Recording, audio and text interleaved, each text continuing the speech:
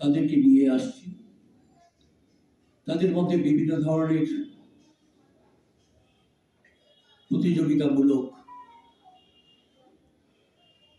আমরা কার্য কারখানার মধ্য দিয়ে তাদেরকে পুরস্কৃত করা, তাদের ভেতরে যে জড়তা আছে সেই জড়তাটাকে কাটিয়ে তাদের সামনে নিয়ে আসা।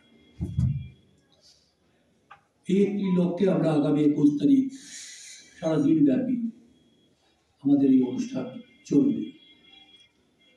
22 তারিখে আমাদের সানাউল্লাহ মঞ্চে বেলা 1টা থেকে আমাদের সন্ধ্যা পর্যন্ত, রাত্রি পর্যন্ত আমাদের অনুষ্ঠান, যার মধ্যে রয়েছে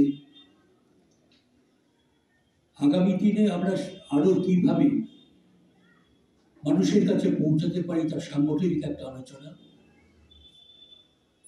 মালদার বিভিন্ন ব্লকের বিশিষ্ট কবিদের মঞ্চে তাদের কবিতা পাঠের সুযোগ করে দেওয়া। আরেকটি সবচেয়ে আনন্দের ব্যাপার, এবছর আমরা 23 জন মালদা জেলার গুণী মানুষকে সার্ক রত্ন সম্মাননা প্রদান করছি। অর্থাৎ সাংস্কৃতিক বিভাগের যে বিভিন্ন দিক রয়েছে, সঙ্গীত, নৃত্য, বাচিক শিল্পী, অভিনয়, সমাজসেবা, তারপরে কিছু বিরল প্রতিভা আমাদের মধ্যে আছে, সেখানে আলোচনা করবে আমাদের সুদর্শনবাবু।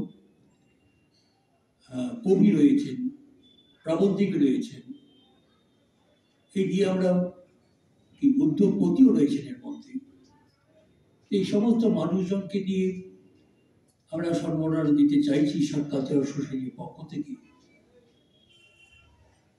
যে ব্যক্তিটা আপনারা বিষয় অনুধাবন করবেন, যে আমরা কোনো একটি জায়গার মধ্যে সীমাবদ্ধ না রেখে সমাজের বিভিন্ন স্তরের মানুষকে আমরা একটা প্ল্যাটফর্মে নিয়ে এসে একটা মেলবন্ধন ঘটাতে চাইছি।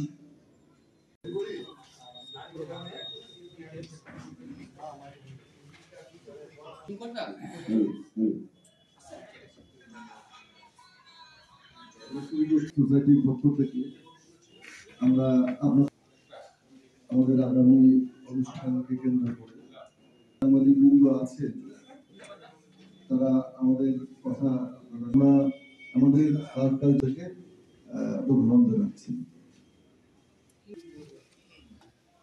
শুভ মধ্যাহ্ন সরকার পক্ষ থেকে হার্দিক অভিনন্দন এবং শুভেচ্ছা।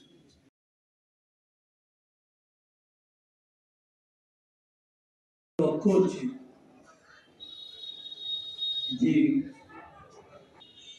শিশুদের সামনে নিয়ে আসা, মাধ্যমে তাদেরকে একটা প্ল্যাটফর্ম